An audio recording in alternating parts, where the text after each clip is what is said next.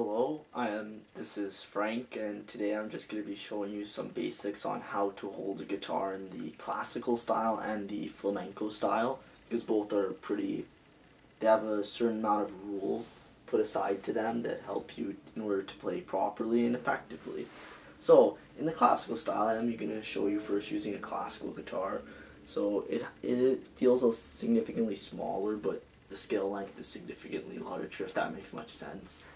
So what you're going to have to do is, I'm going to be showing this technique for a right-handed guitarist. So if you're right-handed, what you're going to have to do is you're going to have to elevate your left leg. So right now you can see at the bottom of the screen, you can kind of see my left leg a little bit higher than my right leg. And what you're going to do is you're going to take your classical guitar, or any guitar for this matter, and basically the nice groove part, if you're using an acoustic or something with a resonator, then the nice groove part, you're going to rest that on your left leg. And then, now that it's nicely rested, you should feel sort of comfortable. You also have to have good posture, sit up very nice and straight, and kind of have the guitar, basically like how I like to have it, is the top part here leaning against your chest. So you can easily hold it without it having to slip much. I can let go of it and it won't fall over.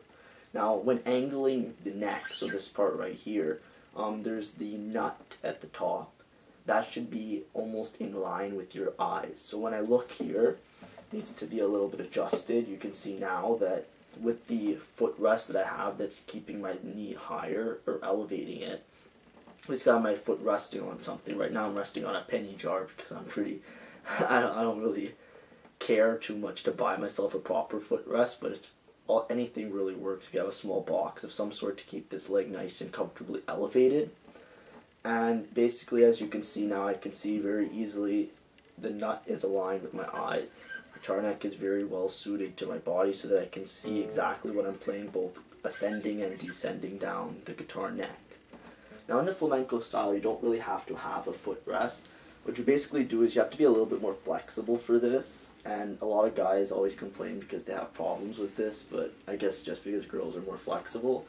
So basically what you do is you cross one leg over the other, and you have to have kind of your knees parallel. You don't cross your leg kind of like this, like most people do. You basically have to cross it so that your knees are one atop the other, and you basically rest that nice groove part on top of that part, so that instead of the guitar neck being angled towards your body, it's basically almost parallel or straight with the floor, but the neck is aligned in a similar way that you can easily see and maneuver instead of just holding it like a regular acoustic.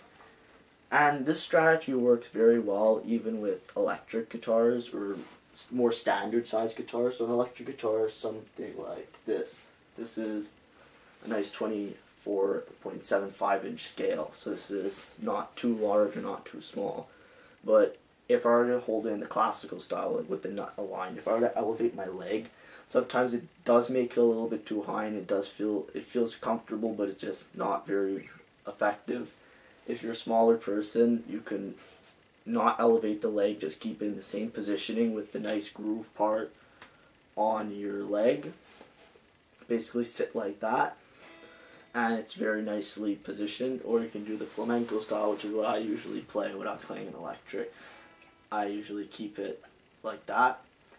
And within the next lesson, you'll also see how to adjust the strap on a guitar if you're interested in standing up while playing. So I'd just like to thank you for your time, and hopefully good luck on learning guitar.